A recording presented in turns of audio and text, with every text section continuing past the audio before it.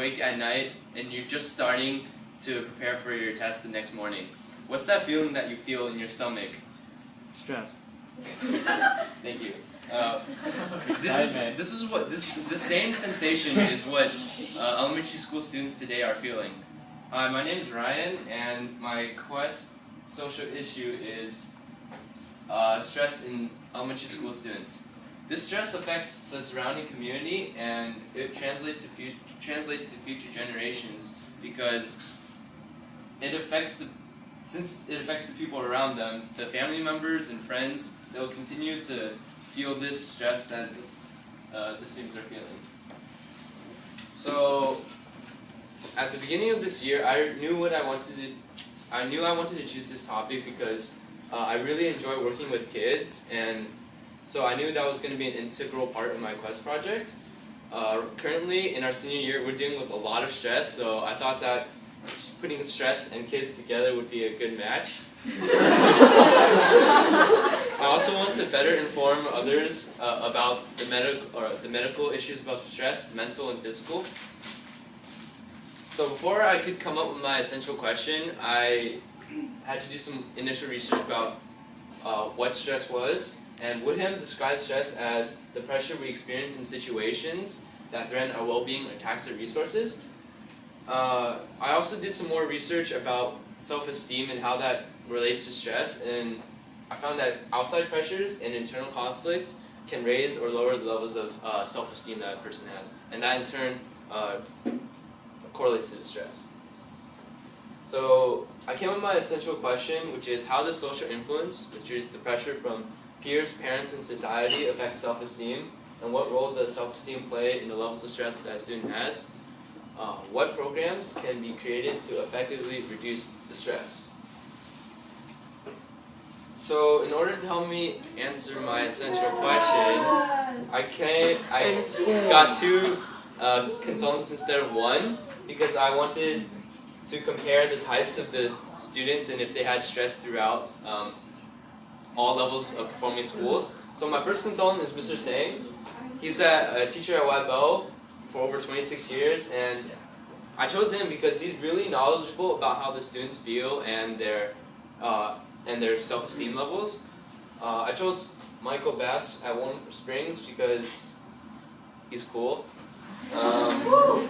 Yeah, so again, I wanted to compare the two different schools because academically wise, they're different, I guess, and I wanted to see if the stress was prevalent throughout.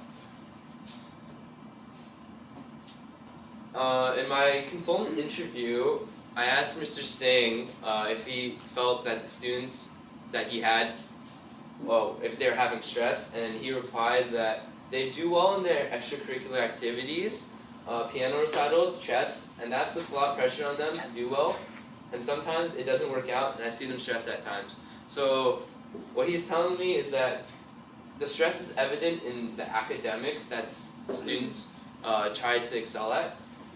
The social pressures, which are the extracurricular activities such as chess, piano recitals, people want to be better than everyone else at chess, because I was in that, and yeah, I was that person.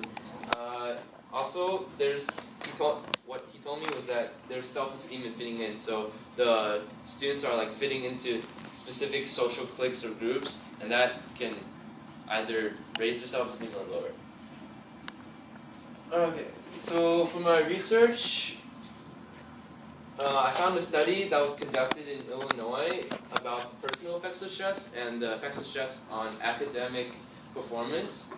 Colvin said that stress negatively affects health and academic performance. So in this graph, 74% of the students in the study said that stress negatively affected their sleep schedule, which could potentially harm their physical health and mental health. And then on this graph, 63% of students said they procrastinated on their homework and studying due to stress, and 47% said they wouldn't have done as well or could have done better if they had less stress. So I keep talking about the physical and mental effects. So some physical and mental effects are depression, loneliness, and irritability. and a weakened immune system, nausea, constant aches. So weakened immune system could potentially open their body up to more diseases and stuff. So they could miss school, skip. There's anxiety, poor judgment, and lack of concentration. So in school they can't concentrate on their learning, and that could also affect their self-esteem. Another one is potentially suicide, because stress causes the person to not think properly, and sometimes they can't cope with the stress because they don't open up to other people, and suicide is a possibility as well. Self-esteem is basically how one feels about themselves in a group situation. So Calvin said that people with low self-esteem are especially susceptible to the possibility of performance deficits under expectations of their own failure. And this part is from a study followed by a test. So basically in the study, he gave a survey out to several hundred of students and asked them to mark their level of self-esteem. Then he asked them to take a test, and after he recorded the scores, he correlated that to the self-esteem surveys, and that's how he predicted a positive correlation between performance and self-esteem and information indicating failure among peers. So to connect my research even further, I did experience at White Belt Elementary, and I was able to do an open group discussion with the students. So we gathered around in a circle, and I was able to choose the topic of stress and self-esteem. So basically the students, once I initiated the conversation, they all shot off and talked about it, but most of them didn't know what stress was, so I had to define it for them. Stress is an imbalance between people's perception of demands placed upon them. So basically, okay, these are big words, I know, but they got my point, and they talked about what they were feeling. So from my experience at White Bell, I observed that I also sat in several classes, and I observed that students were working on tests and quizzes intensely, so they were focused and they didn't talk much in class actually. They formed social cliques and groups, so that correlates to the self-esteem part of my essential question, because the groups that they join matter and can either raise or lower their self-esteem. Self-esteem seemed generally high at White Belt though, so everyone fitted in groups.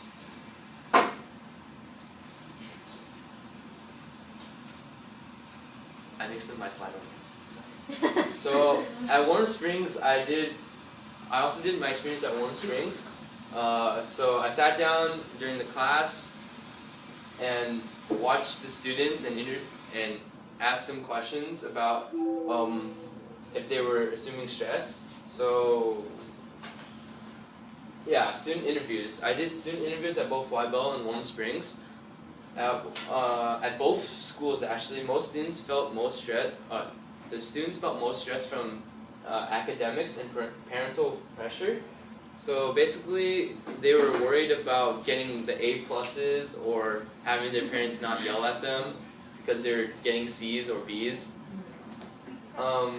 At White Bell, I also asked what the average homework time each night was, and they told me it was about 2 hours on average, and that's a lot.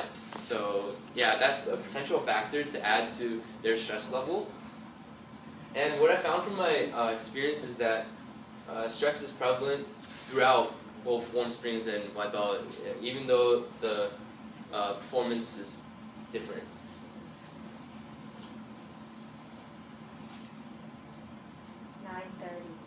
Okay. So for my connection to my research, my experience at White Bell and Warm Springs confirms my research that stress is prevalent even throughout elementary school. The students feel stressed out from social influence, and I haven't defined social influence yet. So social influence is pressure from parents, academics, society, and peers, and basically these students are feeling social influence. So, in order to back up my experience and research, I came up with a service plan before doing my real service. My service plan was to go to Briar Elementary, which is one of the lowest performing schools in in the Fremont Unified School District. And the reason why I came here was because I wanted to compare I wanted to see if there was stress in a lower performing school, even compared to a higher performing school. Because from Wybell and Warm Springs, they're pretty high performing and they have stress. I wanted to see if this stress was still prevalent in the lower performing schools. So I split up my service into two parts, informational and actual hands-on group activities. So for my informational service, I conducted an initial and end survey. So the initial survey was to see if the students did have stress or knew what stress was, and from that initial survey, I gathered that they didn't know what stress was, which was the same as Wybell and Warm Springs, but they felt the same symptoms as them. So I also held a small lecture to the parents and students that promoted awareness about stress and the mental and physical effects of it. And I also promoted the fact that self-esteem is very important in stress levels. The second part of my service was the hands-on art projects. So over here is Miss Van. She's the art instructor there. She was gracious enough to allow me to come in and help her. So basically what I did for the hands-on part was I went in to Briar and did multiple art projects with the groups of students that they sit at separate tables, but each group works together. So I helped the students communicate with one another. I made sure everyone was in the group, in the discussion and making of the projects. So that increased the self-esteem of the students. And from what I gathered from the end survey was that they did feel more, they felt like they had a higher level of self-esteem. I have a quote from Tate, which is, "The impact of peer influence on adolescent development is generally associated with positive connotations." So having peer influence is a really good thing when they're in group setting. So for service, my service importance and connection, stress puts pressure on students to do well academically and socially.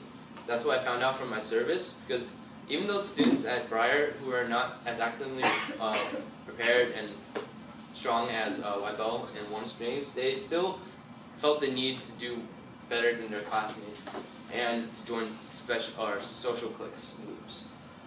Positive and negative self-esteem varies level of stress, which I saw at Briar.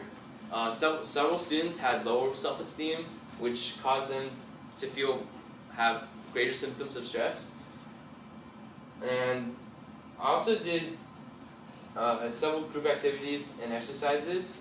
So we also went outside to exercise, which relieved some of the stress. It's a good stress reliever.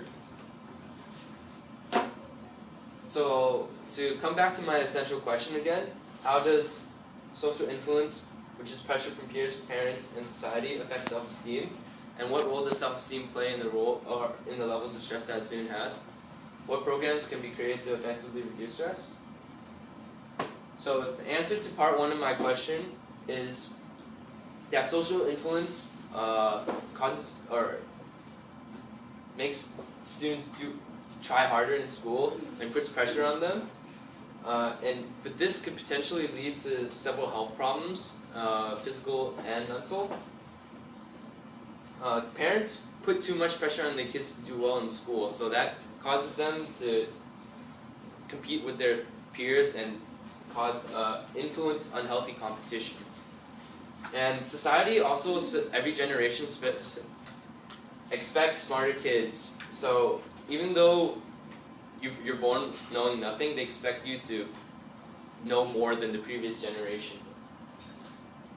The second part of my essential question is that self-esteem. I found that self-esteem raises or lowers level of stress, so that correlates with the higher level or lower level. So I found that through my service, experience, and research, you need to stay informed and conscious about the effects of stress. Also, group and art projects are a good way to communicate and raise self-esteem levels, and they're effective programs in lowering stress. Thank you.